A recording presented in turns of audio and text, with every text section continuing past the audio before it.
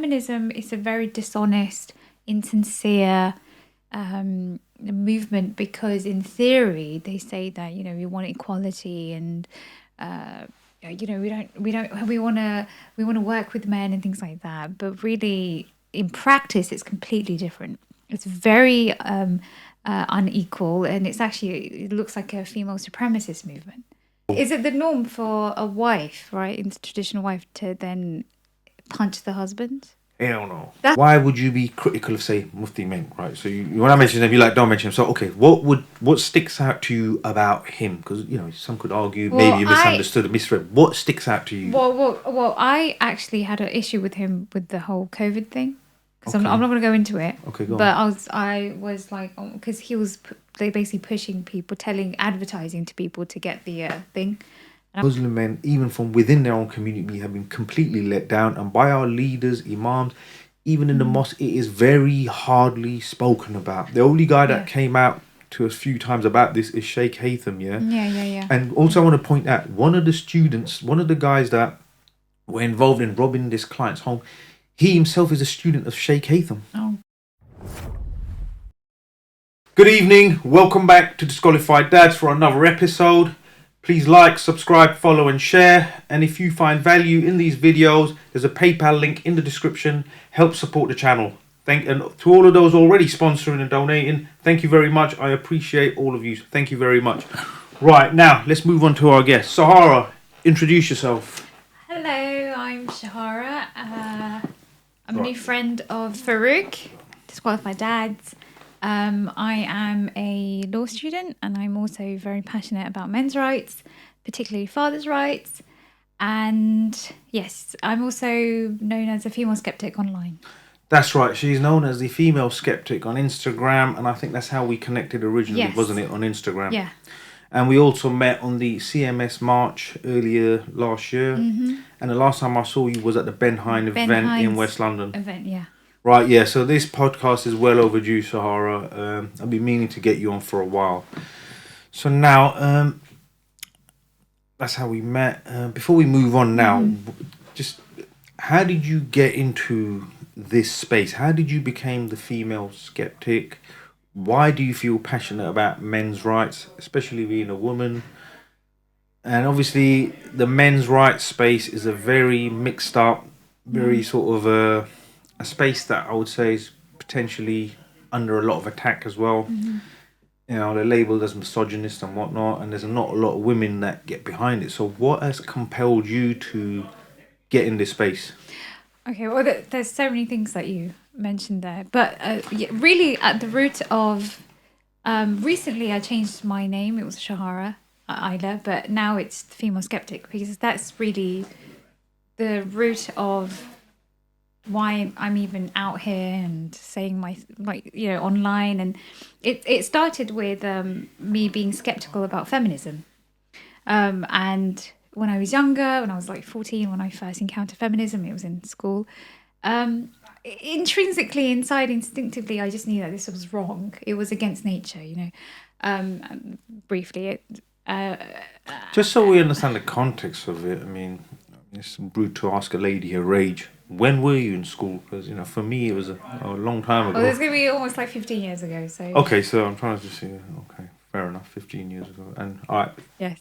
Just for the record, how I'm old 29. are you? I'm 29. You're 29. So for the record, 29, you were in school 15 years ago, and that's when you first encountered feminism as an ideology as such. Yes, yeah. And you know, I've always been a skeptical person, and I've never really fallen into the whole feminism argument. And then as I matured, you know, I kind of kept to myself, and I didn't fall into, like, you know, like I said, all the feminism stuff and in that empowerment movement.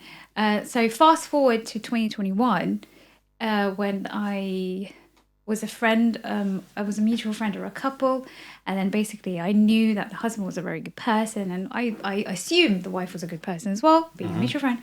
But when they were heading to divorce, I just saw a completely different side of my female friend, and I was like, and then she was making up lies about her husband. I was like, but he's not like that. What are you doing? And then I saw how the court accommodated that and lawyers accommodated that. Family court. Yeah, and I was just like, whoa, what's going on? I mean, this is... And you can call me naive because I was like, but this is wrong. You can't do that. But then, obviously, I realised that this is actually what is sadly to be expected. Okay, so look, just to touch on that. So your awakening moment came when you saw this couple who were your friends going through divorce and family court, and then you saw a different side to your female friend from this couple, and the consecutive laws and powers and the system in place, and you thought, hold on, is this for real? Like, is that what you thought? Like, yeah. I mean, I'm sure your audience has an idea of like... Yes, no, but I'm trying to get to the point of... Because what people don't realise, those who have never experienced... And this goes back to why I try and do this and to try and expose this, because those who have no experience of the family court system, those who have no experience of divorce, it's just a word. Yeah. They don't fully understand the ramifications of this, and this is what we need to try and highlight. And especially, I think... not everyone's the same, but a lot of women tend to say, but like, for example, if a woman's going through divorce, other women tend to give them advice to say, do this, say this, do that, to position you. It's like a woman's code. Yeah. It's like the female code. They will give each other advice to set each other up in a stronger, better position, rather than take the sensible road. So it's like, I feel... that female code that most men are so like lost in all that, they don't understand it until they enter the divorce courts and the family courts and child custody courts. Then they think, what is this? What's going on? Like, how long has this been like this? Yeah. But the women already knew this. They understood this. I didn't. Hence, when you've looked at this and said it's wrong, I'm trying to get to the root cause of why you didn't think, well, fair enough. Because that's it. He's breaking up with her or she's breaking up with him. Do you know what it is? It's because naturally I'm skeptical. I'm just like, what's going on? And it's like opening a tin of like paint. It says blue paint. You open it, it's green paint. Yes. As in, why is there a miscarriage of justice? Why is false allegations, basically? She made false allegations against him. He's emotionally abusive. And I was like, this man won't hurt a fly. Yes. And she told me herself that she is the one that was abusing him, neglecting him. And I was like, basically, I was just like, what's going on? This is... You go to lawyers and you go to court. But like I said, I was very naive because I thought if you go to a court of law, you get justice. And now I understand that that's actually a laughing matter. Do you understand? So now I'm just most men what's going on? Yeah, you see that moment that you faced, we'll go to court. I'll see most men fell for that, exactly. Unfortunately. That's what I'm saying. So this is exactly what was my awakening, basically. I was just like, my God, this is so wrong. And he then spent, I believe, $10,000. I'm sorry, dollars. This is actually America. So he spent $10,000 around that much, and then the lawyers weren't really doing anything. So I was just like, oh my God, I just felt so bad. I was like, this man's just being left alone. No one's helping him. His family has abandoned him, things like that. But I was just like, let me just do my bit. So I was just looking at the law, and I was just saying where his case can, we can find creative ways to make, support his case. And we got quite far, and I was just like, my God, I'm getting, this is quite... But you weren't studying law no, at the time. No, I wasn't. Right, so you were just helping a friend. Yes. And you thought, we've done well here. Yeah, I was reading the laws, I was doing all the, and while he was gathering evidence of her abuse and things like that, I said, you just focus on that. I will look at the laws and everything, and then where your case applies. So I was, and this is American law as well. It's not even English law. Were you in America at the time? No, I wasn't. This is all like online. Online, okay. Yeah. So you helped him online from the UK studying American law. Yeah. Wow. Okay. Basically, but so then what happened? We got quite far, and then he decided to settle out of court. But we got. He decided, or she decided, or they both decided. Oh. Because the thing is, you can only settle out of court if both parties. Yeah, no, I know, but he had to make that decision, though. That's what I'm saying. No, but my point is, how did he make that? If she says no, you have to take me to court. She proposed that, and then he had to accept what I'm saying. I was like, you know what? Whatever you want to do, you do it. And so that's what he decided. So by the counter arguments that you came up with and you put up, and the study of the law that you did, put her in a situation where she then said, okay, let's go out of court. Do you think the work that you did with him forced her to want to go out of court? Absolutely, I think. Because, and the other thing is that when men are it was so eye-opening for me because she said, you will never disclose our secrets. Paraphrasing. So she thought that she can say whatever she wants and he will be a good person, not say anything. Okay, see that? And I said, no. You gather evidence. You have to defend yourself. And so she was counting on him not to say anything. Yeah, but this comes back down to this, innit? So when you're dealing with, like, you know, this side of your friend that you saw. Mm-hmm. I know many cases, like I said, cases close to my heart even, where those friends around this so-called victim or individual, they think she's the loveliest person around. They don't see this other side. And this person knows innately that they're female, they look weak and mild and friendly and soft. And no one's going to believe that guy who's a builder type or whatever, mechanic, builder, sort of, you know, rough around the edges type. And he will be portrayed as the perpetrator all the time. And people will believe it, especially a lot of women. And a lot of women will. And you know, some of these women I feel sorry for because they're getting behind someone who believes this poor lady's a victim emotionally of abuse. Invested, Exactly. So, you know, I feel sorry for them. And whoever this guy is that you support, listen, bro, you owe her. You're lucky to have her on your side. He owes you. And Disqualified Dads salute you for helping out, you know, this father from sweet. This. I mean, she must have known, though.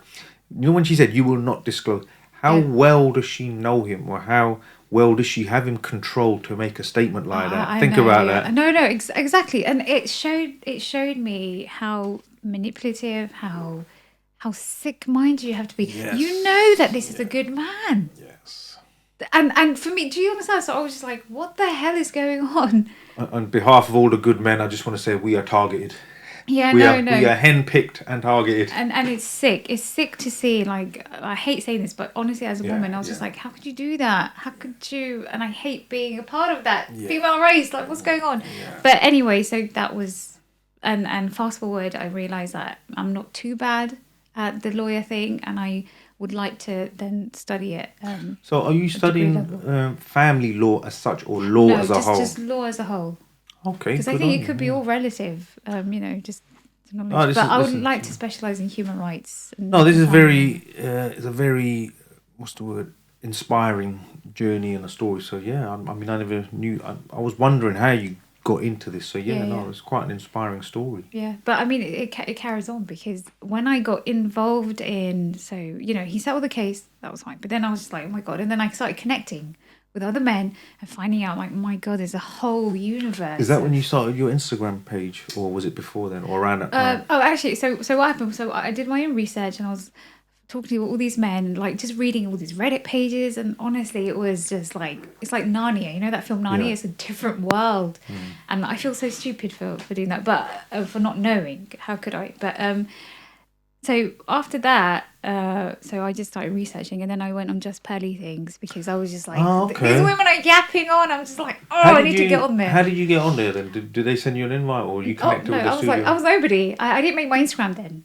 Oh, okay. So after I got on there, and then I got on Instagram. So then how did you get on there, if you don't mind me asking? How did you get on there? I just messaged them on Instagram. Oh, you messaged them? Yeah, I was like, get me on there. And then she was like 10 minutes away from me. Yeah, of course, it's up the road, isn't it? Yeah. So, East London, and then that was it. I started my Instagram. I connected with so many more people. And I was like, this is a huge thing. And then I found Sally Ann Burris from Split the Difference.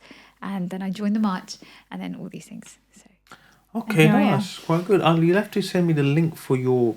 when you went on the Just Pale, and I know you went on another podcast you mentioned as well. What was it called? I was meant to send that to you today. I forgot. Oh, the Domino Effect. Domino Effect, yeah. Something else as well. Guys, check that out. So Domino Effect and the episode where you're on Just Pale. Okay, yeah. Send me the link. I'll have to. Send me the links. I'll have to check them out when I'm driving around. I'll have to watch them. Oh, I'm sorry, not when I'm driving around. When I'm parked. I was going to say, back. Yeah, you didn't hear that. Right. Okay, Sarah. Okay. So let's move along. Obviously, you know,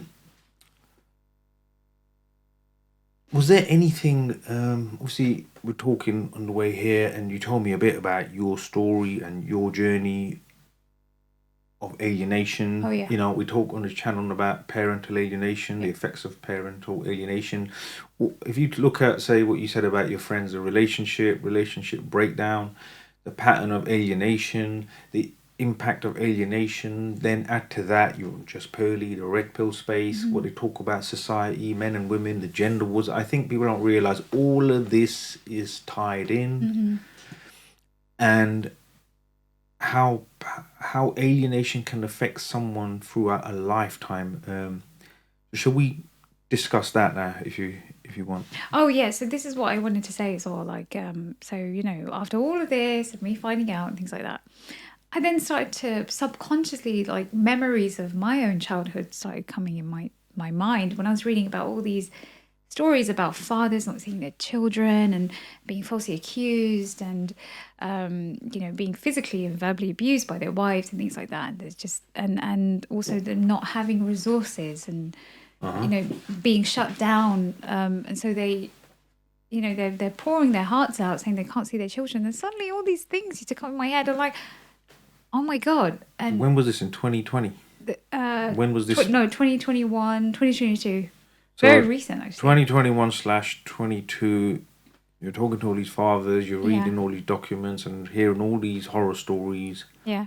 And then you started... No, and then I realised, so I had memories from when I was very small about how my mother was treating my father. And I don't know why. I really don't know why. But for so long, it took me a while to actually accept that I was a child, like, who's experiencing parental alienation. My mother was alienating my father from me. And then I had a flood of all these memories. And I think it could be, I don't know, because of age. You grow up, you have these memories when you're very small. And it could also because it was very traumatic. Your body wants to forget and your body just wants to survive. Out, yeah. Exactly. And then I never thought I was a child that experienced parental alienation. And so my mother actually physically abused my father. She verbally abused my father, and he'll be gone for days. And I saw that as, you're abandoning my mother. I was very young. Obviously, because of my innocence, my mother completely took advantage of that, just manipulated me. And now as an adult, obviously, I realise exactly what was going on. It's crystal clear to me that this is parental alienation. Okay, Sahara, so can we go to the beginning? Like, shall we take this from the start? Your earliest memories, maybe what your relationship with your dad was like. I mean, maybe your dad hopefully might be watching this one day, and he can see you and be proud of you. So talk about your earliest memories with your dad, how things were. At what point maybe you want to go right from the beginning? Yeah, I say we get before my parents got married. Do you want to go there? Go as far back as you're comfortable going back. This is gonna, just a little highlight on. And I want you to take your time. Let's go. We've got a bit of time, so go through your whole story, start to finish. Because, like you said, it's recently. You've had 2021, 21, 22. You've self-reflected in your own life and your own journey. So let's go to the beginning, yeah? Very beginning? Okay, From the start, I want you to stage by stage, piece by piece. My dad was forced to marry my mother. Okay. This is another thing, is that we talk about, this is a bit of a highlight on our South Asian, culturally, culture. Back then. Girls are apparently forced to get married, right? Okay, yes, that is something that happens, but also boys. Boys are forced, My dad was forced to get married to my mother, and he had a horrible marriage. Who takes responsibility for that? But the counter argument to that is, for example, you could argue my dad was told, or mine was told, you're marrying him, and they've been happy and they got each other's back from forever. So, so my point is that was a normal, from all the marriages that are forced. If you look at the South Asian community, the counter argument, arranged. Oh, sorry, yeah. They're not synonymous. It's okay, so you're saying so they were. Yeah. My dad was told by my silly but my grandmother, who's passed on, but she said, if you don't marry her, I'm going to kill myself. Yeah, that's the classic. Like, I know it's ridiculous, self-respect, but family honour, that's disgusting. The honour card, yeah. But what I'm saying is, like, it runs deep. It goes. No, I get it, but it runs deep. But is that not relative to the fact that was the norm in the culture at the time? Yeah, but that's what I'm saying. It runs deep. Why is that the norm? Why is it the norm to say I'm going to kill myself? No, that's not. No, yeah, that's what I'm saying. That is just that's what I'm saying. But emotional blackmail. Forced it doesn't mean arranged, and arranged doesn't mean forced. Okay. If that makes sense. Arranged is like a suggestion, so and so. But forced is you're going to marry her. There is no choice. That is you done. Yeah, that's horrible. That's that's okay.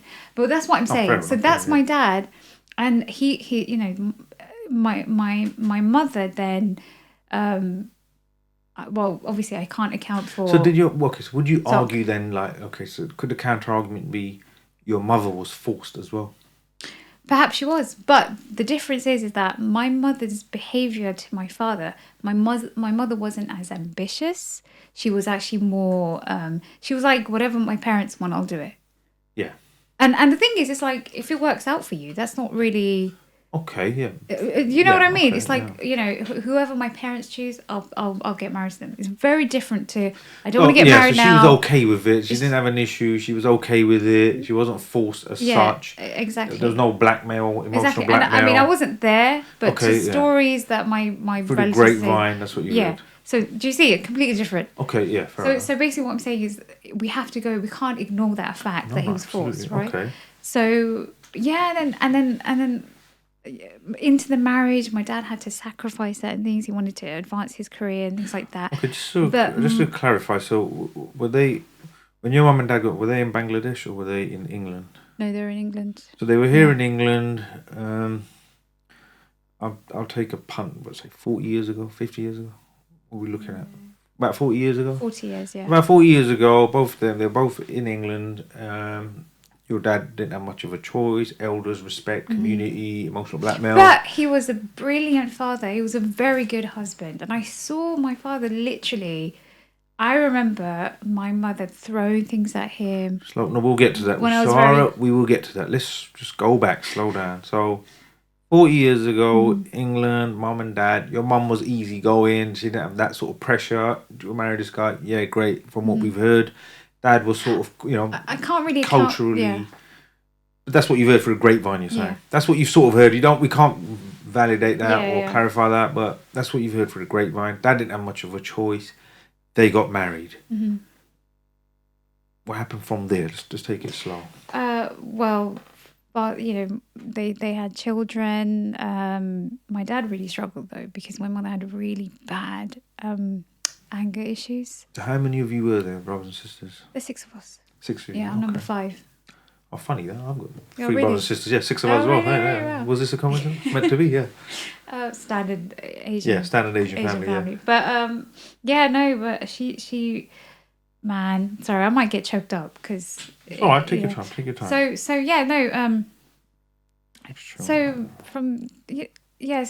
they had children, and I'm just gonna skip to me. I saw my mother have really terrible temper tantrums, horrible, and my dad, I've never seen him shout at her once. I've never seen him hit her. I've never seen him do. It's pretty actually incredible now that I think about it. Mm-hmm. The mental fortitude or his decorum, everything was just so stoic. Obviously, he was extremely sad. He never retaliated. The worst he will do is leave the house in a huff and a puff. And then she will tell me, look, your father's leaving. You know what I mean? So how old were you when you noticed this? At what age I was very young. I was like 3, 4. And I remember actually, it's crazy how these memories hit you is what I'm saying. I remember when I think I was around 5, begging my dad to leave my mother. Literally, I was just like, because my mother was going crazy and having these temper tantrums. And my father said, no, that's wrong. Whatever, like to comfort a child, whatever. Yeah. And it just hit me. And like, obviously, as I go, grow up, you forget these memories, but they're so core now as an adult. They hit you like a brick. And, the reason why I'm actually mentioning all of this is because I am, the children that are facing, the abuse of not being able to see their parents, their fathers, they will be me when they grow up. They're going to resent their mother. They're not going to be able to have a good relationship. I have literally no relationship with my mother at all. Literally nothing. I'm going to start crying. I'm sorry. It's okay. It's all right. It's okay. And it's all her fault. It's literally her doing. She did this, not my father. My father tried, like so many other men who desperately want to be there. They want to be the good father, but the women won't let them. And then down the line, again, it's this power trip. They want to have this stupid control, this stupid power for a short term, by the way. Children grow up so fast. Everyone knows this, apart from the mothers, apparently. And long term, it has long-term effects.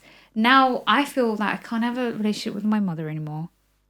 I can't even have my children see I don't even want my children to meet my mother because of what she did to my father. It's the generational baggage for that short-term power trip. Okay, Zara, listen. They tend to forget. So at what age did your father leave? Did he leave the family home eventually? No, he never. Oh, he never left the family home? He had another house where he would just literally just breathe. Go and switch off. Go there. Yeah. And he would take me there sometimes. We had the best time. It was such a relief from my mother. So just so I understand the full picture then. So he just had a hard time, but he stuck it out. Yeah. He hasn't divorced or separated. Never. No one's initiated that sort of thing. No. He just got himself another space where he can go and switch off and unwind, get himself together and come back and carry on. Yeah. So you still have contact with your father? I know, he passed away in 2016. Really, so I was going to mention it, but we kept on. Yeah, in 2016 he passed away, unfortunately. Okay, so up until he passed away, you had contact with your father, yeah? Oh yeah, we were such a loving relationship. Such a loving relationship. But the thing is, it's almost as if this is the other thing, is that strong character of men, that strong fortitude, like just keeping their head up, and you're like, don't worry about it, it's okay, and to the point where you're like, oh, okay, he seems okay. Yeah, you know what I mean? Yeah, I know exactly. Okay, so even though I had a really loving relationship with my father, sorry for cutting in. No, it's emotional. Okay. How old was your father when he passed away? I think 55. 55. Yeah. See, okay, yeah, because what it is, right? I think this is what those who have not experienced these relationships, they don't understand, and I think it's more relatable from the South Asian community, because if you grew up or you got married, and there's a culture of once you're married, you stuck it out, you soldiered it. Even now, a lot of young men have that understanding of marriage, and it is still seen from a community, cultural, South Indian and Indian heritage perspective, it's seen as something sacred, not even from a religious perspective, right? Yeah? Even if you look at amongst the Hindu and Sikh religions, from an Indian background, marriage is a very sacred thing. And there was an element of you soldiered it out, you stuck it out, you're scared to utter that word divorce, and you stuck at it. The problem is this: when you suppress your emotions, like you said, he looked all right, it seemed okay, but when you're absorbing that amount of pain and negativity, unfortunately, I know of other cases and many cases where that will manifest itself in a different way, and these men unfortunately live shorter lives. And I don't want to stir up bad really, but 55, he was a young man, and though it is written when anyone and everyone will go, I feel he went too early. You know, no, and absolutely. I feel as a child who has experienced parenting, I feel robbed. Yeah. And all these children, they're going to feel exactly like me. I mean, well, I can't say exactly, but pretty close. I mean, it's a huge thing, not being able to see your father in your life in all the important stages. I'm sorry, but the women, the mothers have no idea what they're doing. I mean, if they do, that's even worse, of course. Do you think then, okay, because look, so many of these issues are interconnected. So do you think your mum maybe had generational trauma of her own, or personality disorder, or no understanding of the magnitude of that relationship? Because some people have realised in these sort of relationships, or where and when I say it's not the relationship, it's one party just needs to be not right for it to be really bad. This is the key misconception where people say them two, it's not. It just needs one party to not be functional or coherent for it to be an absolute mess or miserable.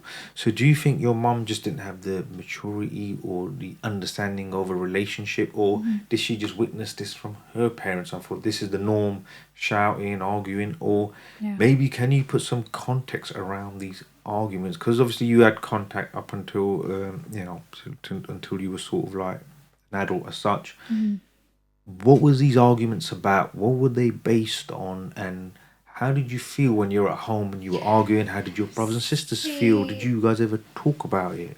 See, that's the thing. The argument, the actual argument, or the content of the argument doesn't matter because, and obviously it does to some extent. However, but were they like petty domestic stuff? The thing is, it could be serious, it could be petty. It's the tone, it's the way my mother acted. I couldn't tell the difference from a major issue and a minor issue. She was just angry all the time. Yeah, so she was angry all the time. Yeah, and so that maybe it was a personality disorder, a generational trauma. But the thing is, the horrible thing is that the reason why I was such an attentive daughter is because I was always told, "Oh, your mother's unwell. Your mother's, But then I don't know then what she does voluntary, or what she doesn't. Okay, so who said that to you at the time that your mother's not well, so you need to just support her? Oh, my older siblings. Yeah, so this is okay. So the older siblings, unfortunately, they don't know any different. Yeah, they bought into that as well. Did they side with mum? Yeah, all of us did. So everyone used to side with mum on these arguments because poor mother and stuff, and okay. Was it because she was a female? You think it was yes? That's what I'm saying. It's easier to pull the victim card because she's a female. That's what I'm saying. It's like now it's sad because now it's coming to me. I was just like, what the hell? So now you're not seen as a victim. You see as a woman who can use that position to give her that persona of being a victim easily. It almost felt like there was a T-Rex in the house, like honestly, from a child's perspective, and I was just like, well, but you can't then tell me she's a vulnerable woman when she's like feels like there's like a dinosaur in the house just causing absolute havoc. Does she actively badmouth dad to you guys? Or should she actively say, your dad ain't doing this, and he's not like that, he's a waste man. Can you imagine complaining to the kids about the dad? To your children just there. It's just ridiculous. Okay, but do you think that was just a generational thing? Because look, generally, like my parents, my grandparents, that whole I think it's a well-known understanding that they have that generation as a whole has no emotional intellect. There's a lack of emotional intellect. We understand this now, yeah? So was that just her fact that she had a lack of emotional intellect and education, would you say? Because look, 20 years ago, you could argue now that, maybe 30 years ago now, you could argue that it was very normal for all cultures and community to argue at home in front of the children. As years have gone on, psychologists have come together, all the education and the studies that have taken place, they've now said it's actually not healthy for your child to argue in front of a child. That's only come out in the last, what I would say, 15 years. I've heard this sort of thing come out, maybe 20 years, top of my head. But when we were growing up, this was very normal in all communities and cultures. So was that just the fact that you think there was a lack of education or understanding? Or do you think there was perhaps? Well, it sounds like you're just saying it's the culture. I mean, well, then... No, I'm saying it's okay. When I say it's not just the culture, it was a norm generally. My point is the element of the academic aspects around raising a child, right, have really come up leaps and bounds in the last 20 years. I'm saying, who's going to give her that education? No, I agree. No, I totally agree. I'm not agreeing with it. I'm not saying it's correct, but I'm just trying to put balance in the situation to say that did this person not know any different because that's how she saw her parents grow up. To her it was the norm. It was a norm for your mum to say a bad mouth or your dad to kick off one day and say, right, I've had enough of you, and in front, like in not just Asian but in all cultures, white cultures, black, all cultures. Do you see what I'm trying to say? I'll tell you something. But how far did this go? Is it the norm for a wife, right, in the traditional wife, to then punch the husband? Hell no. That's what I'm saying, though. Yeah. That is what I'm saying. This is literally what was normal for me. Yeah. Okay. So right, then, obviously, this is what I'm saying. So, okay, my mother was very traditional. I don't want to talk too much about. I don't want to say too much. But my mother was very traditional. Like, well, she is. She's still living, but she's very traditional and whatever, South Asian. I was just like, so what part of feminine traditional is abusing your husband? Like, no. I don't understand that. Why is it that there's so many women that actually do that for? But I agree. I think more men, even back then and now, are coercively controlled. Pacifists. Yeah, they're more coercive. I mean, this whole argument, only women can be, like in the family, because only women can be coercively controlled. There's no law for men to be coercively controlled, for example, yeah? Back then and now, more men are coercively controlled, and in these relationships, unfortunately, like your father, like myself and others who have had to just put their head down, stay silent, disappear for a couple of days just to try and peace, try and hold it together, because you are dealing with and that's taken this advantage sort of yeah. that is coercive control. And I believe more men are coercively controlled women.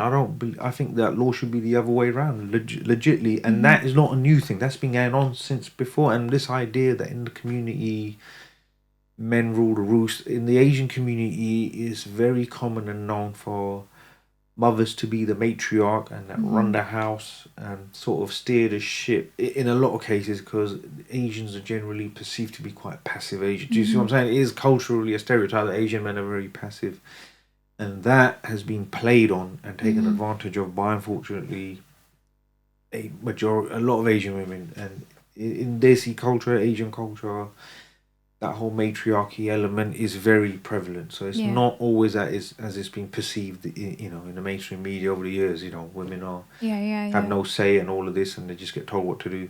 So no, it's actually very, very different behind closed doors. And something else I want to touch on is very important as well, is that this whole single motherhood, because my mother used to always say, "Oh, I'm raising all these children." I was like, "You're raising all these children because you're making it absolutely unbearable for my father to be around." I'm playing the victim and the hero. You're robbing me of spending time with my father, and then claiming that when he takes me away to spend time with me, he's kidnapping me. This is the no-win situation. And fast forward, basically, the root of the issue is that I just do not want to see her again because of what she did.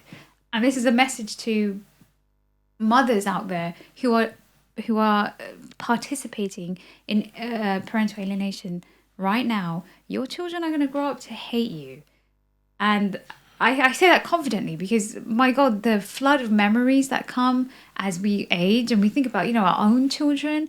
Think about what don't we want our fathers, or don't we want our husbands to be in the lives of our, children? And obviously we know that there's the generational, trauma, it repeats itself. A single mother is most likely to give birth to a future single mother, and it carries on, unfortunately. And we have to change that. Okay, so when you first had this moment where you started reflecting back on your own life, these memories started flooding back, and you started reliving your past and started questioning. So when they say with alienated children, they're loyal to the the parent that they're with, because the other parent was flaky. They didn't know when they were going to see them or not see them, so they get very defensive and protective around the parent that is around. 90% of cases, which are mum. Boys, especially as they get to teenage years, they get that very primal male thing where I'm the man of the house. I need to protect my woman. I need to protect my mum. I'm responsible. They get defensive over mum, and dad's like this older lion, which they look at and say, no, you don't come here, and we're looking after mum. And obviously girls get, and from what I've noticed with girls as well, and girls in the teenage girls as well, especially, mum connects with the teenage girls from a girly level, like their girlfriends. Oh yeah, like if girlfriend talk with, he was a bastard anyway, sort of thing. Mum seems to bring daughters on along that line of women stick together, men can be like dogs and all this that sort of angle. So it's the female code, women then stick together.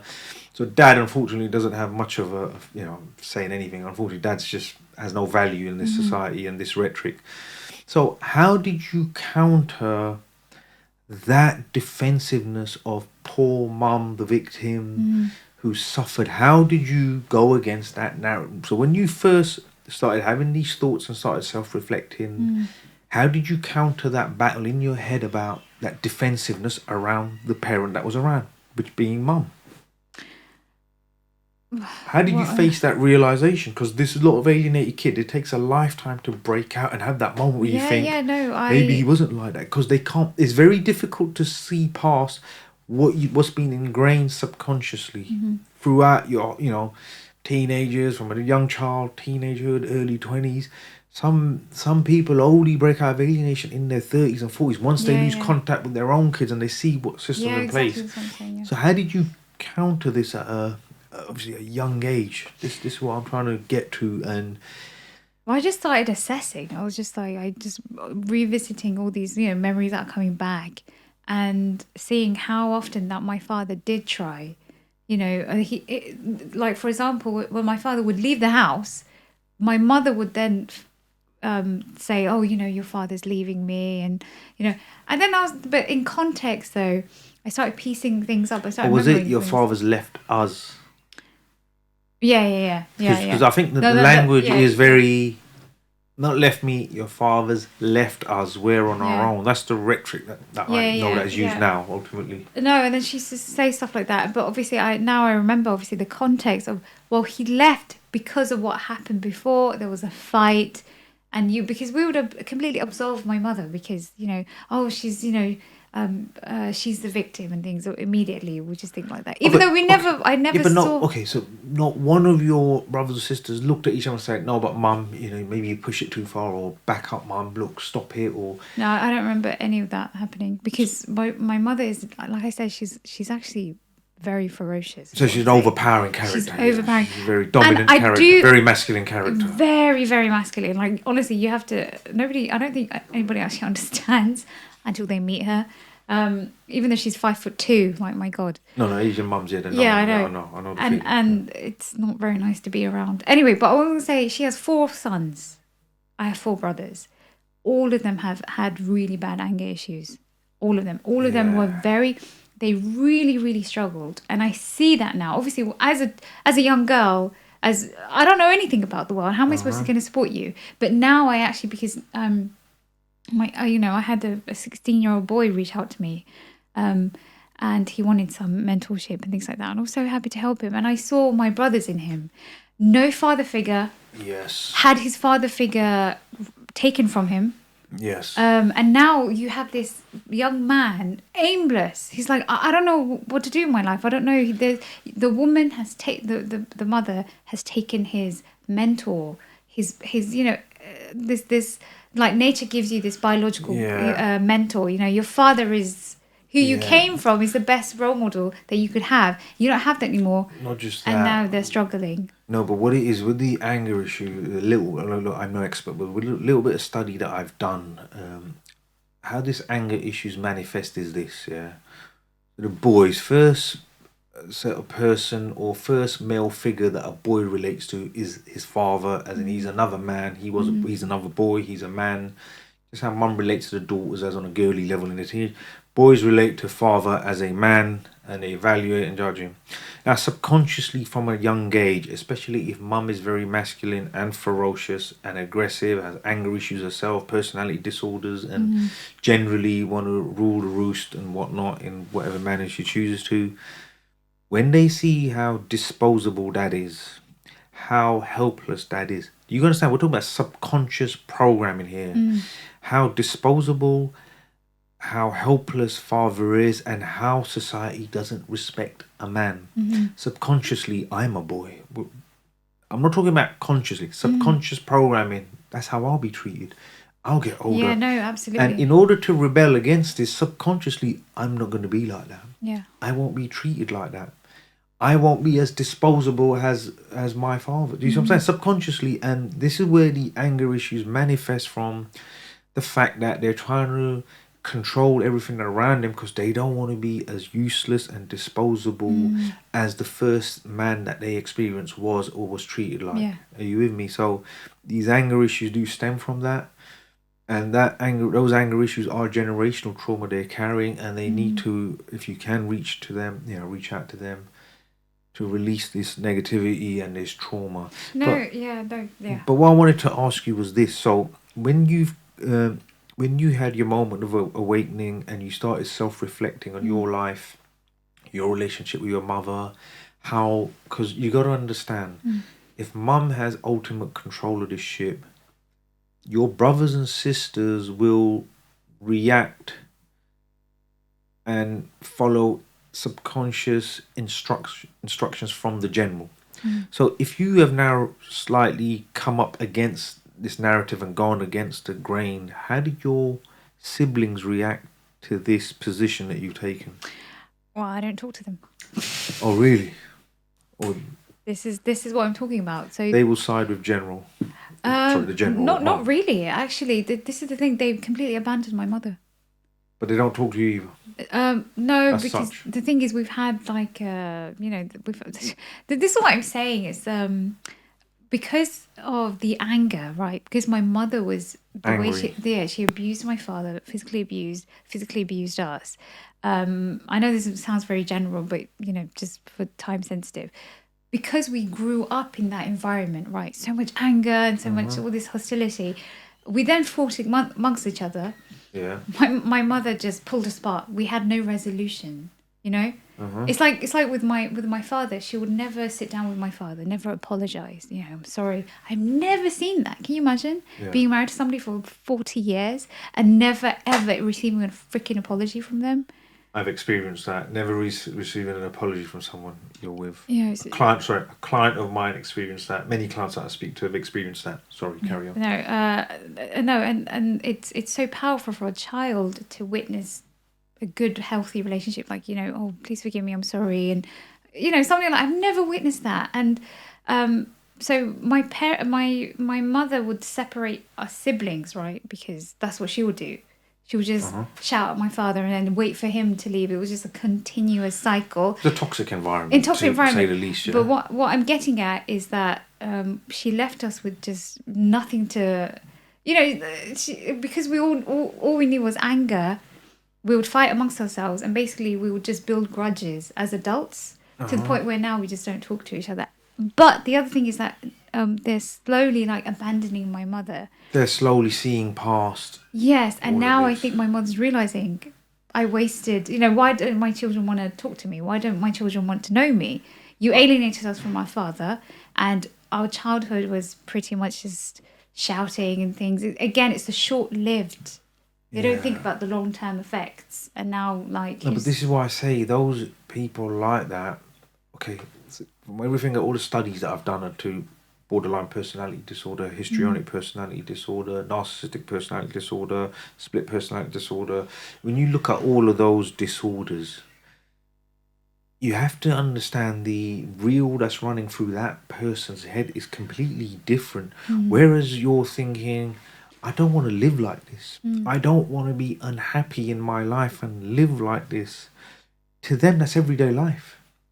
And and that's why it's called a disorder. You have to accept. But that's what I'm saying. But sometimes you can control it in front of guests and things. No, because the software, and this is what I'm saying. Obviously, look, you may have seen the podcast with Dr. Asif, because I've gone into this, and this is what I'm saying.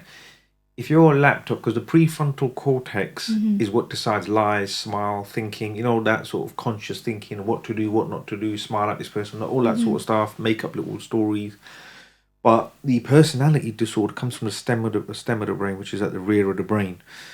But what happens is, when your laptop is got a virus, the whole laptop is now working for the virus.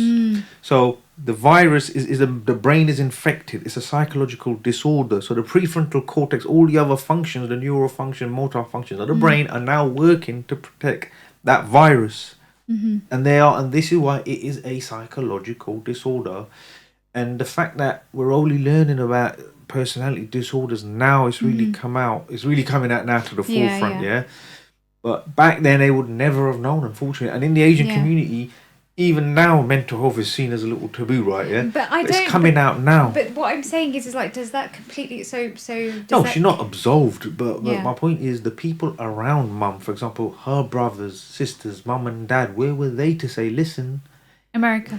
He's not a bad bloke, though. No, America, yeah. So No. This is the thing. My dad would say, oh, your daughter is, and they'll mock him. Yeah, well, I know that feeling as well. See, this is what I'm saying. What the heck? What is this? But this is what I'm saying. So what's worrying for me now is, 40 years on, this behaviour. All the fathers that I've spoken to, all the fathers that I speak to, especially from the South Asian community. The same situation, and these people will get around the perpetrator and make out he's the bad one, the outsider, or the other person's the bad one. They won't say, let's get behind this person to help them so they can be happy and fulfilled, and we can protect these children. Because that traditional mindset is you protect your honour, your family name, screw everything else. And this is the problem. The children are just sacrificed in the process, as my children unfortunately are being sacrificed now in this process. Yeah. So look, I agree. I'll say it's not an excuse to now. I mean, we can't use these things as an excuse to absolve anyone of any responsibility. Yeah, it's unfortunate, isn't but it's it? those around that people that have absolved that person from responsibility by not getting the help they need. Yeah, no, I know, but like, yeah, again, it's just... I agree. No, I agree. There's no win. The point is, there is no winning in this situation, unfortunately. Yeah, the only winning you can do is learning and not repeating that. Yeah. Yes, 100%, which we will go into in a minute. Let's go to a short break. We will be back very shortly, right after this break. Okay. Right, we're back. Zara, that was quite an opening, quite personal and a sort of deep story and a journey. Let's talk a little bit more about feminism as an ideology and why you're sort of against the ideology as such, and from a woman's perspective, because look, men can sit here and moan about it all day long. Mm-hmm. That's one side of it, but as a woman, because feminists will say they're standing up for you, mm-hmm. to empower you, to give you equal rights, so to speak. I mean, look, before I entered this whole space, you could argue I was a feminist, I've got daughters, I'm thinking, yes, to my little girl, you can do anything, and this is good, and don't rely on anyone. I was trying to, teach them and give them all the skills that they need for life, thinking this is a great message. I mean, you could argue that I thought I understood what feminism was, but clearly it's not what I thought it to be. So, tell me your journey and story about feminism and, the whole thing.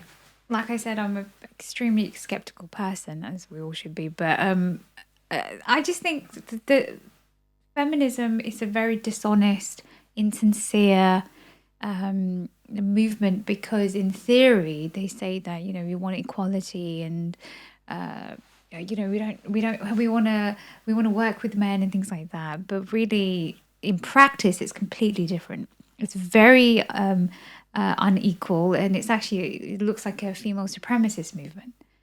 And to me, it's like, honestly, to me, if feminism said we are female supremacists, like, you are what you are, right? Mm-hmm. Don't pretend to want equality. Don't pretend like, oh,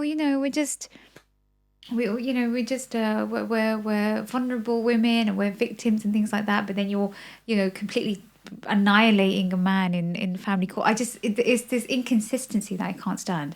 What I'm saying is, even if they had ill intentions, if they just said it, you know what I mean? Yeah. But for me, and actually now they're becoming quite bold and confident, and they're, saying certain things like kill all men and things like that. But what I'm saying, really? Yeah, sorry. Wow. Yeah, on Twitter, basically they think, oh, it's just words. I don't mean, it doesn't. But that's a threat. Yeah, anyway, but it's quite an extreme. This what I'm saying. I know exactly. I don't understand where this extreme side of it all comes from. I just think they're getting very bold. You can understand, like, it's a group that says we want equal rights as men and equal pay and all of. We can argue about the facts around all of this, but you could say, okay, look, fair enough, they stand for something good. But that extreme element, I don't understand why. The only logic I have come up with is this now, and as per the information I've picked up and learned in this journey, so feminists have, the movement itself started, say, 1900s, early 1900s, 1920s. Mm. Now, back then, the rights that women had or didn't have, you could argue or debate were right or wrong or whatnot, but fine, let's put all aside. They've now worked themselves up into, positions of power. Now what it appears, and from my understanding, is very cleverly, and you got to give credit to the organisation, the movement as a whole. Yeah. From the positions of power, they are eliminating, through the system, through the processes, laws and politics and organisations, they are negating any weaknesses.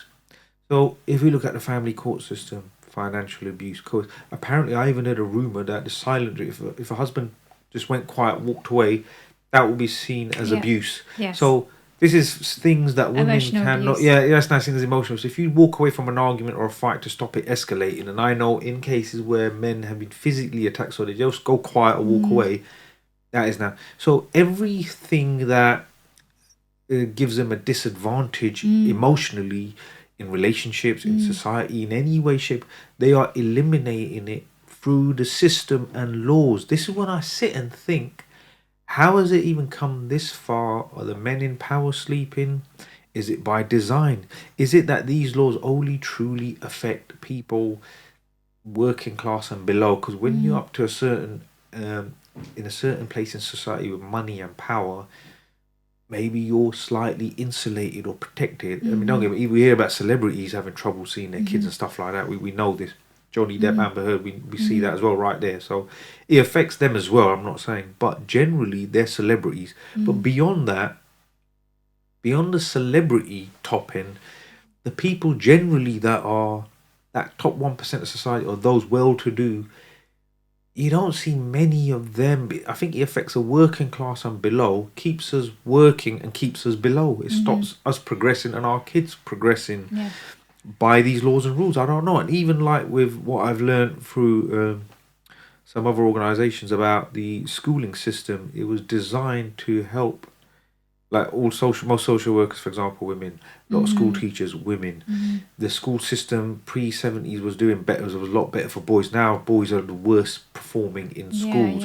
So is this by design as a whole? And if it is, you have to give credit to the architects that have managed to design this, managed to design the Children's Act, the family courts, everything designed to work in this way. And you never see a hit. Like I said, it's hiding in plain sight. Most blokes have no idea. And that is why I think they've put all this in place. But where will this end? 10 men a day post separation, as we know, choosing to end it. Child maintenance services who are taking an additional 3 a day. Where does this end? As an ideology, what benefit is it? So when I don't know about feminism. Yeah, feminism, the government, the system. When they say win and get all of this in place, and men have become weighted, what does society look like? There is a conversation like saying that do we need feminism now because women have gotten so many rights. They're in, but a lot of feminism saying no, it's not enough. We have to be exactly 50% in parliament, in the workforce. And I wish it was 50-50. No. It's more than 90-10. We're subdued. What I can't stand is that this obsession. Why are you so obsessed? Like getting women into STEM and things. Look, if women naturally, women won't go into STEM. Some women will. But you know what I mean? It's like, it's almost getting to the point where my daughter will be a scientist, No, I thought feminism was just let her be what she wants to be. But this whole obsession that we have to get women into this particular workforce, which are, they love saying this thing that, like jobs are like not gendered, right? But clearly they are. Men go to be plumbers, engineers, exactly. Worked in the trade. Women are more secretarial and administration and things like that. There are a few women coming into the industry now, but it's nowhere near. Listen to me, it's a horrible industry. I don't even know what most men don't want to go into the industry. Why are you pushing women into it? That argument just has been debunked. That whole like. No, but even you're saying with the 50-50, look, we clearly know, like, if you've had dealings with the family, we clearly know it's beyond 50-50. A man has, I wish it was 50-50, as in, equal rights. We clearly know the system is biased in every aspect here. So at what point does it stop? At what point do we do? I mean, I wish it was 50-50, like you said, but it's more like a man, legitimately speaking, it's more like 80-20 in reality. So what more can you push for? I mean, if there's any more, it's just more like 100%. Like, if we look at the family court and the divorce element of it, you could argue that, and the people that are fighting CMS and standing up to the family court laws around the Children's Act and all of that, you could argue they're fighting a battle or a war. It's a massacre. It's a one-sided massacre for most men. It is. You're fighting an absolute monster. Yeah. So if they continue to push for this, I'm saying, what does the end look like? Well, I just think it's a very satanic agenda to basically stop. If you destabilize the family, you destabilize society. And I mean, is there any coincidence that you see the decline in families? And what's the statistic? By 2030, 50% of women are going to be childless or whatever. Don't quote me on that. But have you heard about it? Yeah. So I'm saying this is the agenda of the elites. We want to stop the population, the humankind from populating.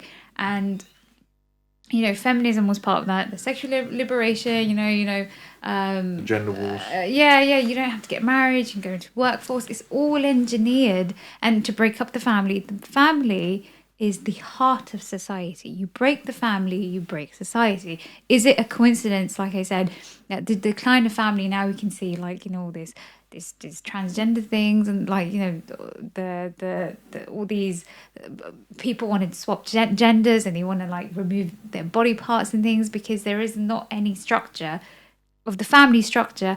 And if the family structure is stable, society is stable. You don't have fathers in the home and all these things. It all interplays into destabilizing society by destabilizing the family. Okay, so look, the knock-on effect of all of this now, we've got the red pill space in the last 2 years.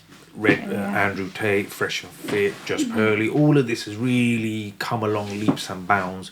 And the red pill space is the knock-on effect of everything, say, we've discussed now, yeah?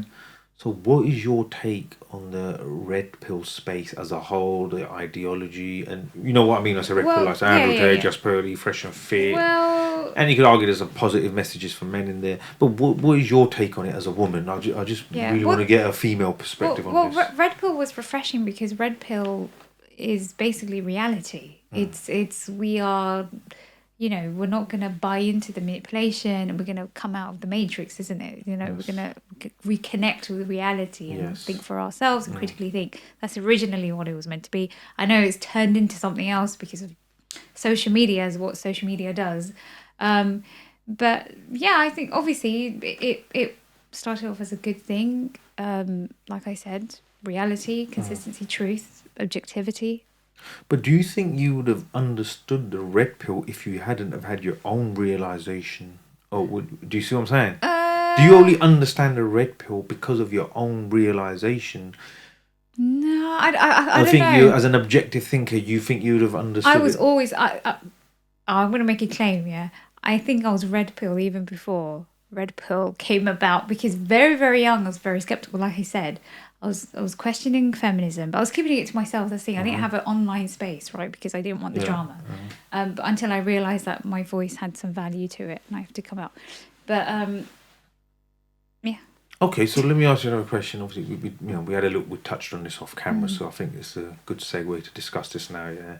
So, being a South Asian Muslim Bangladeshi young woman who's not a feminist, and you don't support this ideology, you understand alienation, you're in this space supporting fathers. And look, there are fathers and mothers in this space who have been alienated and separated. And we're not here for either gender. We're just here for what is objectively right and wrong. Yeah, truth and evil, however you want to perceive this. So, what is your take generally? And as you know, in the family courts, and we've discussed, and you know a lot of fathers.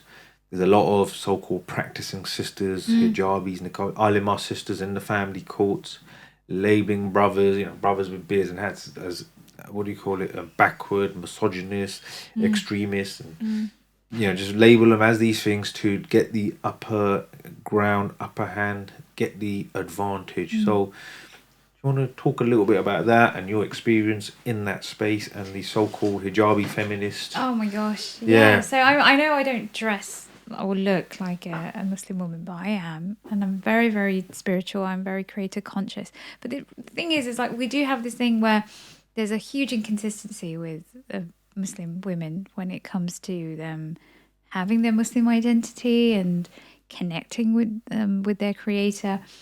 But then when you look at family court and their marriage, it's like a completely different situation. The Muslim, when it comes to taking, when it comes to giving this family court time. No. But I don't understand. It's like this whole thing, and I've done this on my Instagram. I said, why do religious people divorce like secularists?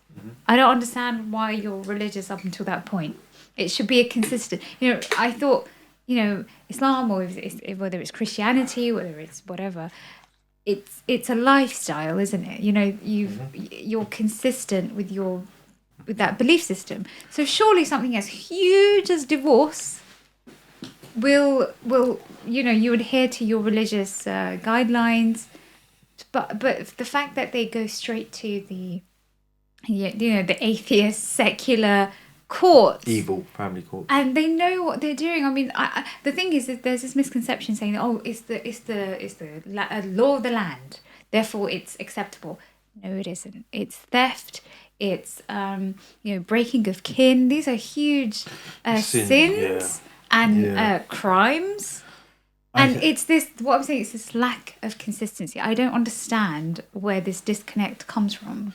Yeah, there's a couple of things that I could say on this. So firstly, the pattern that has now been clearly seen, and I know and I understand now, after speaking to many South Asian fathers, Muslim fathers, and a lot of Sikh brothers and Hindu brothers as well from the South Asian community, because they had that reverence for marriage, and you're the man, you provided. There was that cultural thing as well. As a man, you provided, and nothing wrong with that. They did their thing as men, yeah.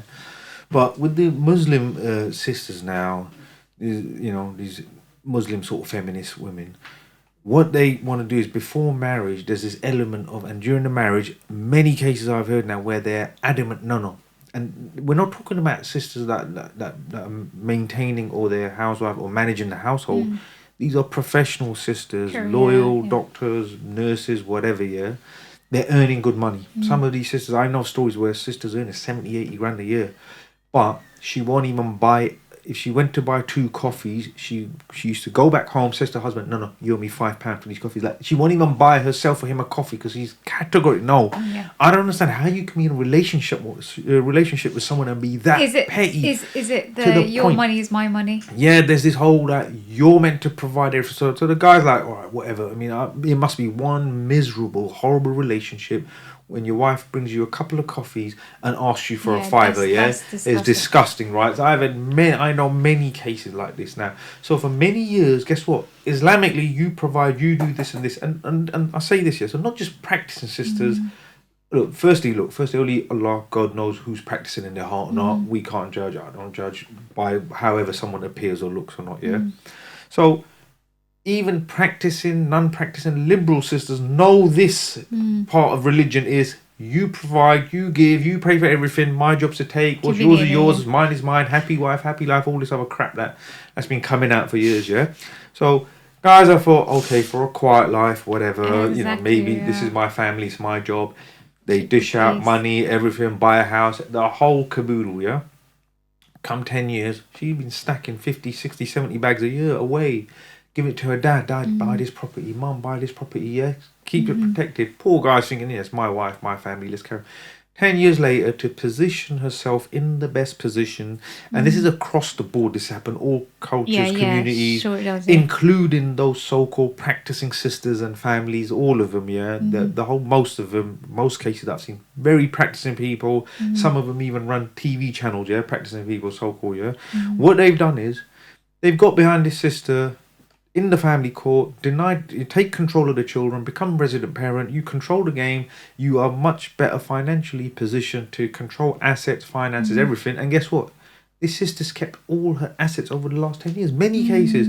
So the Islamic up to that point, and then when it comes to breaking ties of kinship is next to kufr, is next to saying you've almost left a religion. But these so-called even practicing sisters, they're practicing brothers and fathers and cousins that own TV channels are happy to support these sisters. And in one particular case, I don't know if you've seen that video, where they go to this brother's house, I will say the name myself here. These guys are wearing a uniform that says, I'm sure it said Iman channel on their uniform. They come up with a van I've seen and that they've video, never met or seen this guy, this client of mine, and they robbed his home. And these brothers are from Iman channel. And when my client confronted one of the owners of this channel, again, he's got a beard, hat, jubbas, and all the guys there, everyone there was so-called practicing people, When my client confronted this guy on the phone, I will paraphrase what was said, because I've heard the recording, Yeah, meet me in 20 minutes, Bok in Tesco. And I thought... What is he again? What does he do? He stands there with Mufti Mank and all of these others. They collect charity. They run Iman channel. Oh my God. They make a living off of this Islamic persona and Islamic lifestyle. But off camera, they want to meet people in car parks and rough them up. So because it's just a facade. It's just the whole thing's a facade. I don't trust none of them. And those brothers, like I said, I have more footage of those brothers, and more footage is going to come out as time progresses. Because those hypocrites who make money of selling an Islamic lifestyle, but they do not actually apply in their personal affairs. In their personal affairs is ego, roadman, ghetto, meet me in a car park, all this sort of stuff. I will expose them. We have 3 hours of footage. I've seen that video. You've seen that video, and one of them had a uniform, which I'm sure they clearly said Iman channel. So listen, what sort of people are they? And these people stand and collect people's money for charity and other stuff for their channel. So as time progresses, I will exposing them more. So look, as far as someone looking religious, I think that never judge a book by its cover. I know a lot of guys that got married because they thought she was practicing, she was an alima. Yeah. But deep down, you know, your ideology, like I said, feminism has penetrated it in a way where when we talk about, when we talk about breaking down the family unit, as far as the Muslim family was concerned, the Asian, I'll say the South Asian family, because that sacredness around marriage comes from the sub-Indian continent, that Asian culture, the shame around divorce and all of that. That's where it came from. But they have penetrated it in such a way where we don't need to worry about all these other things ruining the religion, the kids, the family unit, because they've done it from within. You empower the women, you incentivize one gender, society will follow. If there's a trail of honey somewhere, eventually everything will be attracted to that. So regardless of how religious people are perceived to be, in their personal affairs, if there's an advantage, they will gravitate towards that, and the family unit is being broken from within. So the destruction is happening from within. And when you got so-called Muslims that go around robbing other Muslims' houses, so-called their own brothers' houses, if what chance have you got? Do you know what I mean? I was gonna say that's they're misleading. I don't understand. Do they say like, oh, you know, the family's the heart of the home and stuff, and then they go rob somebody's house because they were told by one of their own that there's apparently this client of mine is an abuser, right? Because it's one of their own, even as a Muslim who stands there. Again, have you seen any evidence? Have you spoken to this guy? You walked into another man's house. Now look, if I made money of selling and giving this Islamic persona, I have to hold myself to a higher regard. When you make money of selling this Islamic lifestyle, surely you have more of a duty of care. They're scam. And you stand on stage with the likes of Mufti Menk and other big muftis and collect for charity, builds homes in Syria. Classic, innit? Oh, it's classic. Brothers, but I've been to one of them, build homes in Syria and this and that in Yemen. Bro, you're robbing brothers up here in East London. Like, what about that brother's home? What about those kids? So listen, they're going to get exposed in time. It will be exposing all of these fraudsters in the community. Good. And and like I said, offering people offering people in the car park off camera. This is the persona. But when you're on stage smiling and all of that. So listen, I've got footage, recordings, plenty of it. We have a duty to expose evil and hypocrites, especially hypocrites who are fleecing money out of the community and making a living selling an Islamic lifestyle. But sorry, look, I didn't mean to have a rant. Apologies about that. I'm just very passionate about this client what he's been through. This is another problem as well. And it's not just, it's not the Islamic community, it's in the Christian community as well. Because the mutual friend that I was, the couple that I was a mutual friend of, they were Christians, or they were ex-Christians. But the wife was a daughter of a pastor. You know, in church, like, forgive me, but like, you know, so devoted in his videos and just so, you know, all about spiritual life.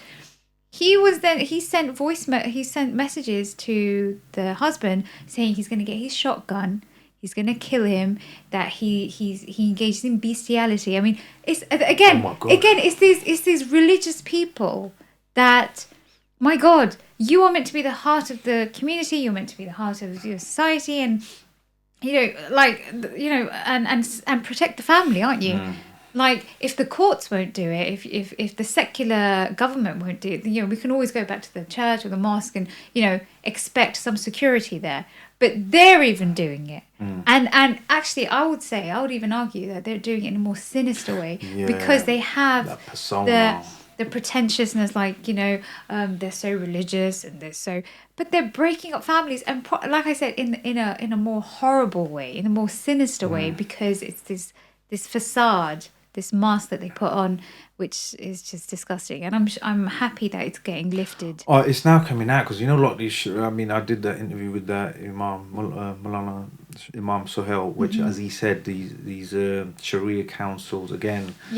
Scholars for dollars, and like, I don't want to knock. I don't like knocking so-called religious people, but to me, a religious person is by his actions, right? It's even worse actually, because you have to critique them if they're meant to know, they're meant to be learned, and they're doing it. The problem with so let's say Mufti Menk, for example, again, and I'm not just he's one of them, and I want to knitting. Mufti, you got the Mufti Menk, and then you got.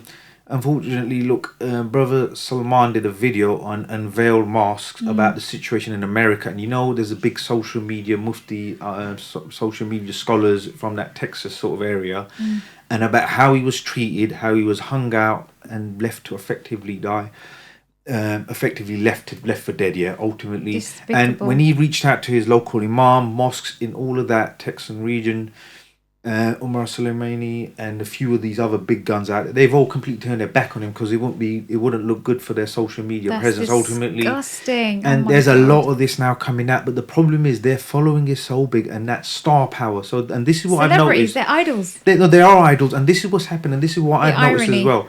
Even when I released that video of those thieves robbing someone's house, you had other people coming forward saying you should forgive them. This is un-Islamic. This is backbiting. And I'm thinking, funny. This is what I'm saying. You've got the victims being targeted. Exactly. People seem to use religion and Islam against the victims to shut the victims up. Yeah. But the predators in the community who are making money off this lifestyle, abusing the community, the people that they're meant to be protecting. What they're doing to them is they're the ones making money for Islam, but they're also getting the protection of Islam and the people sticking up for them because of this star power. The little man is screwed. This is another thing. We have a handful of, let's just say, evildoers, right? But then you're surrounded by enablers. People say, "Oh, yes, please star power. Overlook them. Be the better person." No, they're doing something wrong. Yes.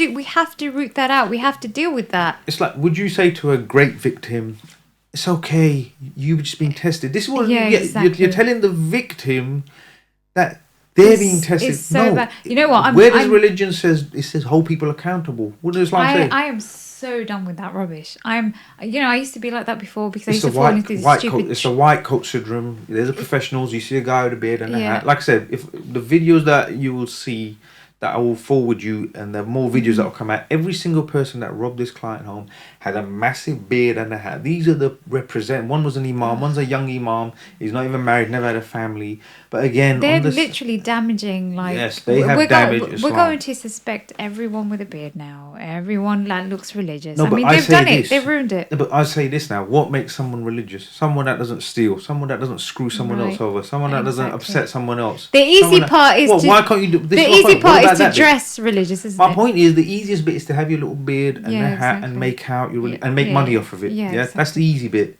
In your actions and your personal life, when no one was listening and watching, how did you behave? Did you put your ego first? That's what I've noticed with all of these characters, and some of these other charities and bigger charities and whatnot. When you see these people off camera, how they operate, how they talk, it's a very different persona. But unfortunately, there's a lot of simps out there that follow these sort of star power imams and whatnot. I mean, unfortunately, but so there's a big angle to that as well. Religion is being used even from within the Muslim community by these people with the star power to benefit by getting this female following. So again, and what I didn't even realize is, for example, if they keep talking about 8 or 9 hadith about the importance of the mother, and just for balance you throw one in about the father and then go hush quickly. So to keep that following en masse, and look, I'm not mentioning anything because you don't know what's in someone's heart, but it does seem to be there's a lack of balance. And once you got so much star power and a following and millions coming in, I think there's an element of, at some point, surely it must affect you. Maybe they're being tested in their own way. It must affect your ego, or you want to protect the brand a little bit. I can understand that. It has to affect them to a certain degree. Or they're thinking, the more reach and following I have, the more good I can do. Hence, I need to just tailor it to suit a little bit. So... they'll never go against feminism. They will never, ever, ever. To be honest, that's how I can tell when there's a sincere Imam, when he just calls it what it is. We have this poison in society called feminism. We have to root it out. The convenient, you can easily tell who's who. Okay, so let me ask you a question then. So why? Okay, so what would you say? Because look, Mufti Menk, like I said,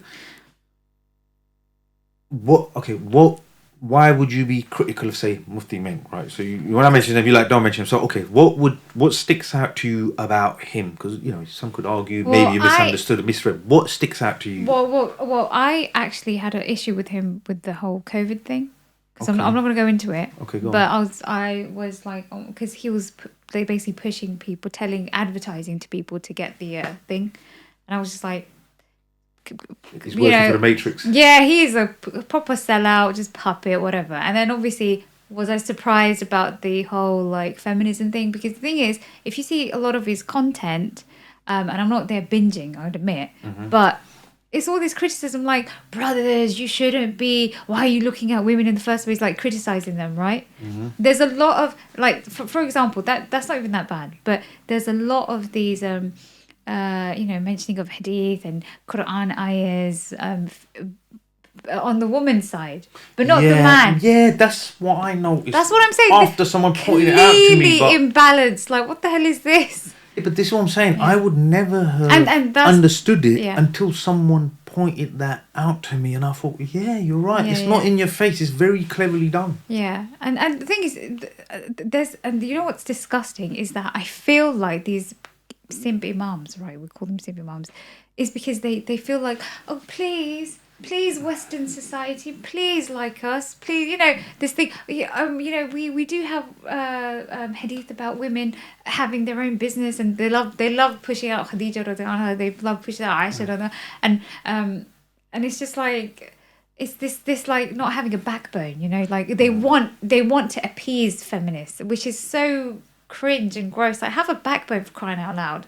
And the fact that Muslim women are actually abusing their husbands, taking their husbands to secular court, for crying out loud, and participating in theft and the slander, and it's, my God, it's so bad. And the fact that they are actually gatekeeping this is just ridiculous. But this is when I look at all of this and I think, okay, they are scam artists. I'm sorry, they are scam artists. No, but what's more scary is, look, even call it ignorantly, I think, mashallah, there's people are working, whatever's in their heart, Allah knows, and they're representing Islam, and they're doing more I can't go and do it. I thought, because you can't always see this. Look, I never fully understood this, and until you enter this space, your eyes don't fully open to the reality. And then when I look at that, what you said about him and his mates from Iman Channel, unfortunately robbed my client's home, and that's when you start thinking, these are the people on the forefront of the, how can I put it, the visual Islam, as in, okay, look, someone said to me once, look, media, those good alims and Maulanas are the ones, the legit ones, the ones you never heard of, the ones behind the scenes, the ones you never hear of, yeah? Now, like I said, horses for courses, people have different skills and strengths, I understand it, but and I'm not brandishing all of them, Allah knows what's in their hearts, but I've now obviously, I've had interviewed Daniel Hakikaju again, the Muslim skeptic from America, best. Again, watching some of his videos, having conversations with him, it gave me a different insight, going through this journey, finding yourself as a Muslim father, a father firstly, and all fathers need to pull together, as well as a Muslim father, then looking at the letdown from the community, letdown from our establishment, the Islamic establishment, and then I realised the whole thing's an absolute disaster, and we have Muslim men, even from within their own community, have been completely let down, and by our leaders, imams, even in the mosque, it is very hardly spoken about. The only guy that came out to us a few times about this is Sheikh Haytham, Yeah. And also I want to point out, one of the guys that were involved in robbing this client's home, he himself is a student of Sheikh Haytham. Oh God! So this is a student of Sheikh Haytham, who supports all of this. His the student, goes in one but this ear, is my point. Out the other. And this is what I'm saying. How you conduct yourself in your personal affairs, I don't think people do not have a lot of self-actualization or a reflection moment, or when something happens to their own or within their personal life, to truly apply Islam. And I'll put this out there on the internet, I've lived long enough to see, enough things, to understand certain things, and like you said, critically look at things. When it comes to personal affairs, generally Islam, the good book, again, this child access, not going to family law, trying to fleece your husband of all his wealth, all these are categorically against Islam, many of these things. And when it comes to this, these people become atheists. They throw everything out the window in your personal affairs. In your personal affairs, if you don't apply Islam, when no one's watching, your namaz, your fasting, your Quran, you praying, it's between you and God, yeah? It's you and Allah, yeah? But in your personal affairs, when no one was watching how you conducted yourself, that's what counts, isn't it? So that's what counts. So it's quick to, like I said, these people are quick to judge others by their beard, length of their beard or hat or their dress or attire. I see how some of these people who so-called religious people conduct themselves in their personal. I've seen how they operate. Now, this is not to say all religious people that appear religious are not religious are bad. Oh, yeah, no, it's not a generalization. Yeah. But those who do dress and come out like that, I think you have to hold yourself to a little bit more account. I don't have a beard because I don't feel I can hold myself fully to account. So hence, I don't personally do it. And look, it is a personal journey. But I don't try not to screw no one over. I don't disrespect someone. I don't, claim money of an Islamic lifestyle while I'm offering people out to meet in the car park and all this. Do you see what I'm saying? No one's watching. Who cares? Yeah, exactly. Because obviously God's not watching, right? Yeah, well, this is how these people operate, unfortunately. It's like a switch, right? They think God is. I mean, what's more bigger? Like that's just such an insult to God, isn't it? Exactly, and there's a lot of these people supporting sisters, women, the so-called hijabi sisters, who are denying child access, in the community, ethnic communities is even more rife. Such a absolutely bad thing. rife. Sorry, I didn't mean to go on a rant again. So sorry, yeah. So carry on with any. Is there anything else you want to discuss and talk about? Let's jump onto it. I know you got your notes. I wanted to talk obviously about the CMS and let's touch on the CMS a little bit. So let's see what has been introduced. Post office scandal. Yeah, I wanted to mention the post office scandal. The way that's now come out. Huge. That's getting a lot of traction, and hopefully, I pray those people get justice. And everyone's talking about it. It's been mentioned. Sounds very similar to something. GB News is talking about it. Some of the groups that we're in there talking about it. But the next big scandal after the post office scandal will be the CMS scandal. I hope, and it will come out and get those people justice. So go on. Let's just talk a bit about the CMS. Well, I mean, so recently there's been 2 bills. Hasn't it?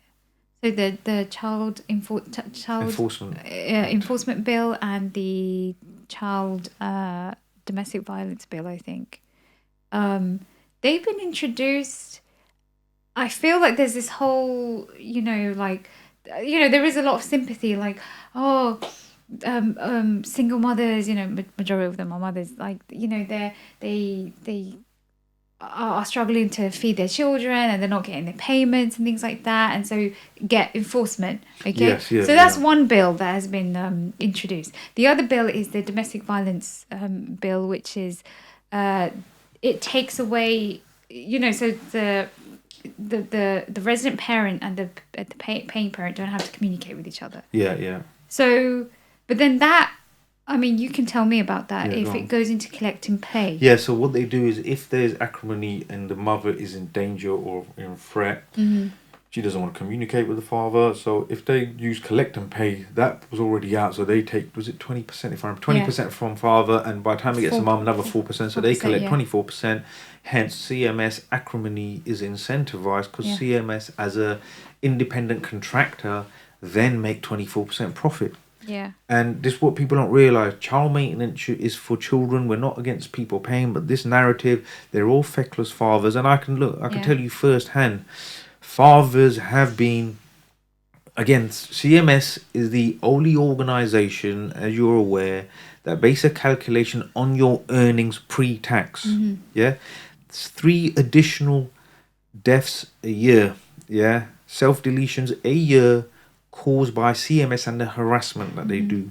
The powers they have, they can force you to sell your property. Now they've got the powers again where they don't have to take you in front of a judge from their office. Administrator can stamp off, take your passport, put you on electronic tag, your driving license, force the sale of your house, drag you to jail even. They have a lot of draconian powers as an independent contractor, very similar to the way this whole post office scandal. And what resonated, I think, about this post office scandal is the computer says you're guilty, so you were guilty. Yeah. Computer doesn't lie. Computer said you were guilty. Bit like the CMS. Computer says feckless father, guilty, not paying. Hence, many have taken, unfortunately, self-deleted with this level of harassment and power. This corporation can come after you. Just like the post office scandal. So they introduced these bills, okay? So you had the child support enforcement bill, and then you had the child support collection, which is the domestic abuse to collect the money without speaking. Yeah. So I'm just saying, so you introduce these two bills, but yet nothing is being done about the arrears.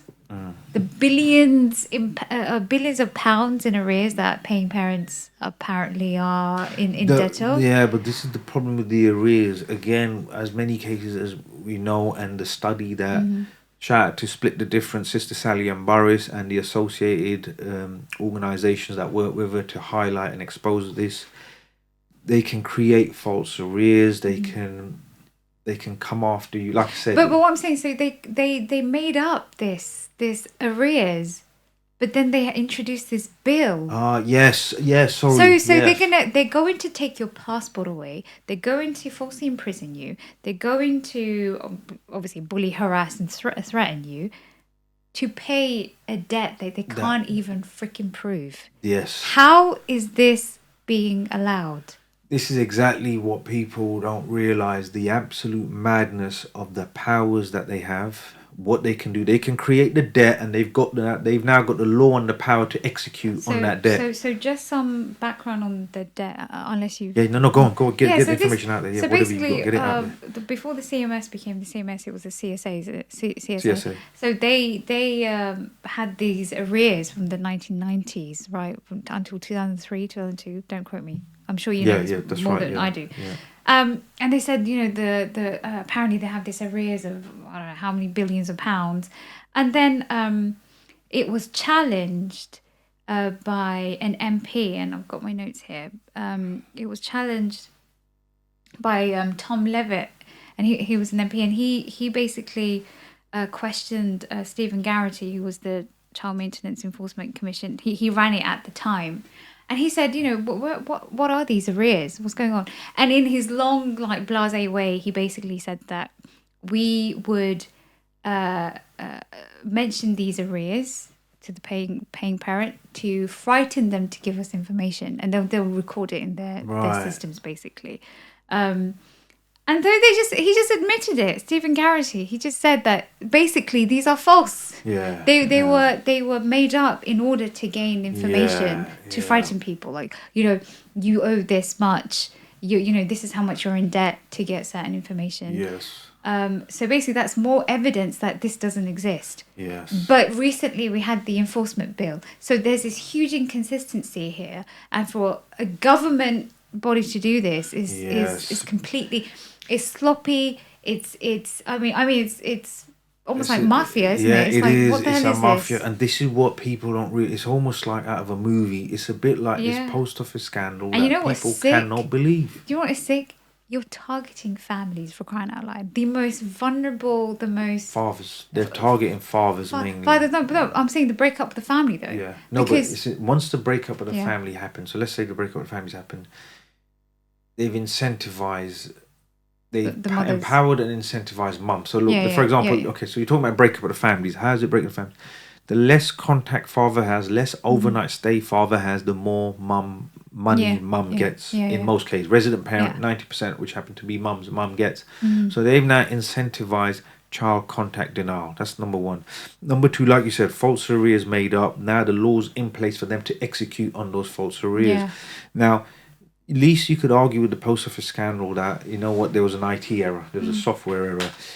I don't think there's any software error here. No way. It is done. It is calculated, organised, government sort of backed mafia. Well, the National Audit Office, for those who don't know what the National Audit Office is, basically they report on financial accounts of the government and public bodies. But anyway, they said repeatedly, there's been countless reports on them saying that the CMS they miscalculate all the time, and they still have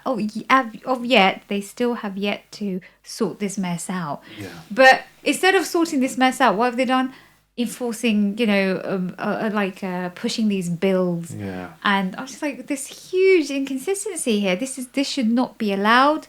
And obviously, all this should get the coverage that the post office scandal has gotten. But look, I've recently looked into the post office scandal situation only, and I've limited knowledge on it. But it turns out, and from what I've seen, and what's scary is it's only after an ITV documentary that the government's actually taken it seriously, and there's now this investigation. Yeah. So what scares me and what worries me is because it's a large organisation doing it, and this came from an IT system, a large global corporate company. The government only took notice after a documentary. And what concerns me about the CMS is how until you enter, like I said, the system as in a family court system, you enter and start having dealings with the CMS at that stage, only then you truly realise how draconian it is, how oppressive it is, and how much of a mafia culture it really is. I mean, 2023 England, you wouldn't think this went on. So what will it take for this to come out? And then add to that, as you know, the fathers movement is so fractured and broken and so divisive. How will we get this out? How will this fully get traction? Or how will we get to the stage where the post office scandal? I don't think enough people know about the CMS. I know we've been talking about it for quite some time. I mean, I'm like a newbie anyway, but I just think there's not enough public awareness about this.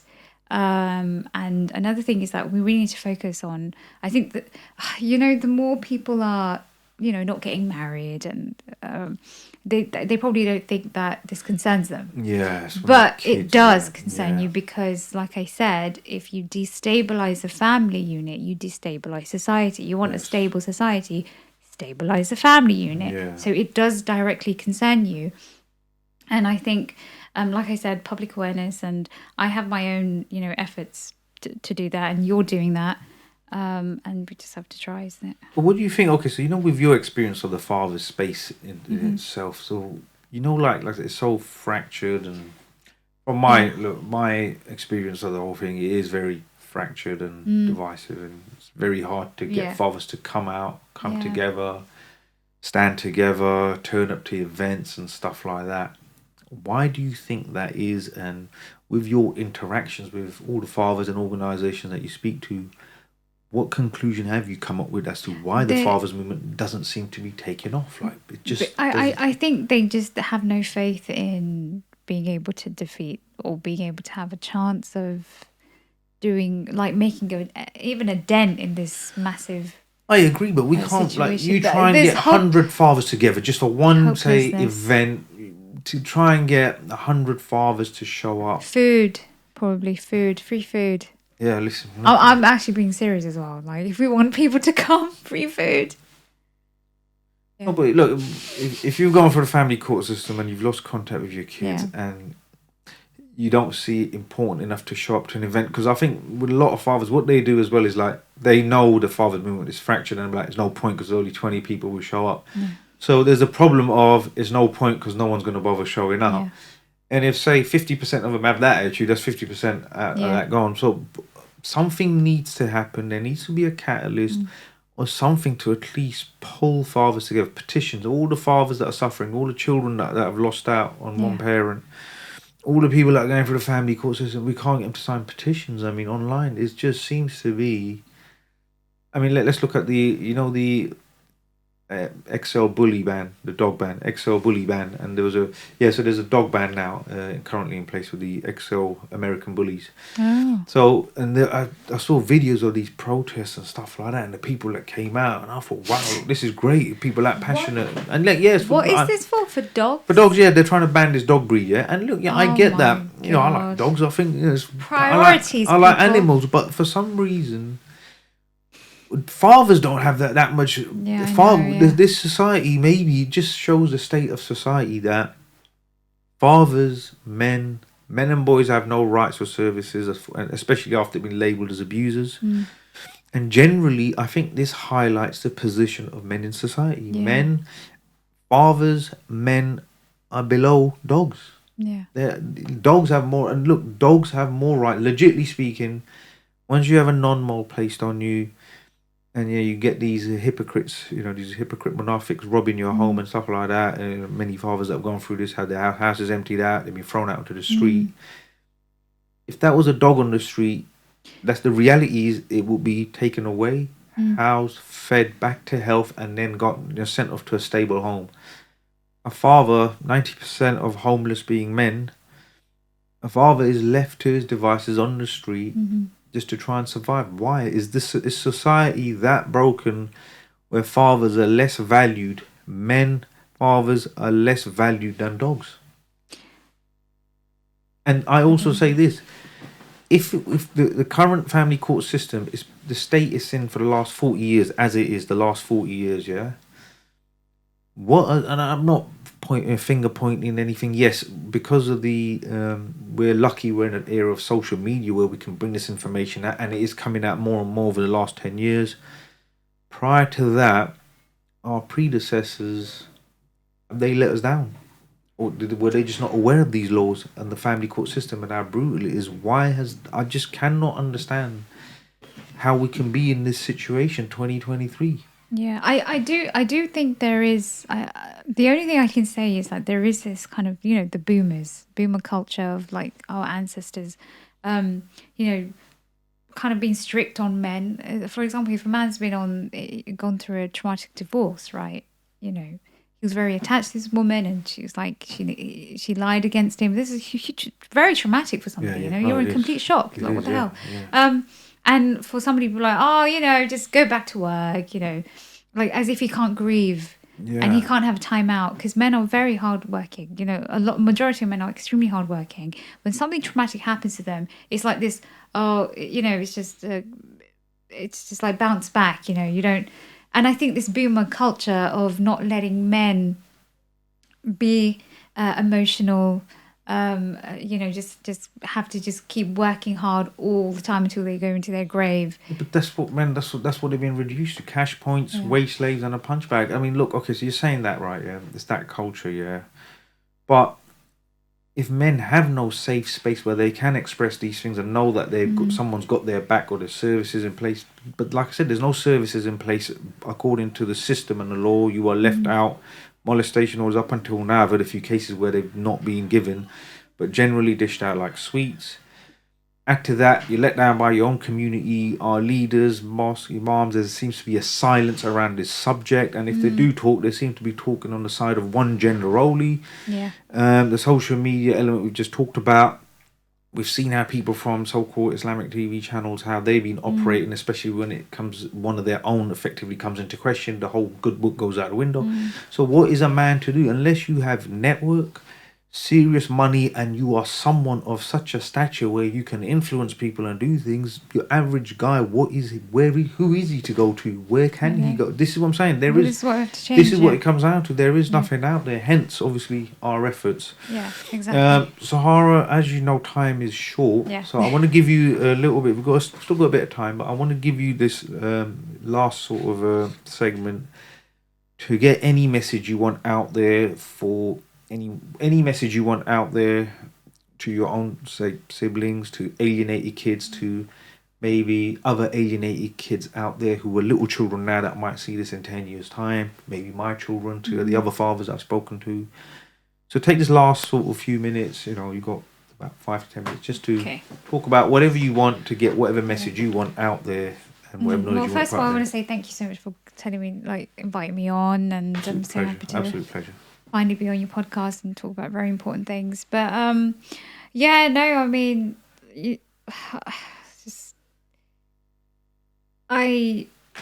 I was a victim of my mother, and my siblings were all, and my father, we were all a victim of my mother, and I just don't want future children going through this to go through what I'm going through. It's absolutely terrible to walk around with all these memories of witnessing your beautiful, loving father be pushed around in a very humiliating way. And the thing is, he was mocked, right? But he never hit her. He never retaliated. And to me, he was the strongest person I've ever known. And and the thing is, I don't want that for women as well.